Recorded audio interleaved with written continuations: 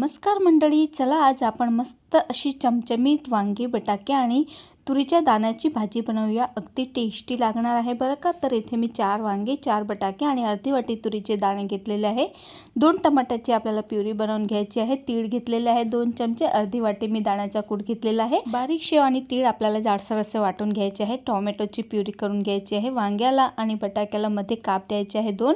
कढईमध्ये तेल घालायचं, तुरीचे दाणे, वांगे आणि बटाके आपल्याला भाजून घ्यायचे आहे। मस्त चटकेपर्यंत भाजून घ्यायचे, म्हणजे टेस्ट खूप छान येते। आणि नंतर कुकर मध्ये आपल्याला 3 चमचे तेल घालायचं, जिरे मोहरीची फोडणी द्यायची, अद्रक लसूणची पेस्ट घालायची, थोडे खडे मसाले घालायचे आणि टोमॅटोची प्युरी घालायची आणि आपल्याला रोजचे बेसिक मसाले घालायचे आणि मस्त तेल सुटेपर्यंत झाकून ठेवायचं। मग वांगे, बटाके आणि तुरीचे दाणे घालायचे आणि यामध्ये गरम पाणी घालायचं। शेवटी कसुरी मेथी घालायची आणि 2च शिट्ट्यामध्ये आपली मस्त झणझणीत भाजी बनवून तयार होते। डिटेल रेसिपी चॅनलवरती अपलोड आहे, नक्की जाऊन बघा।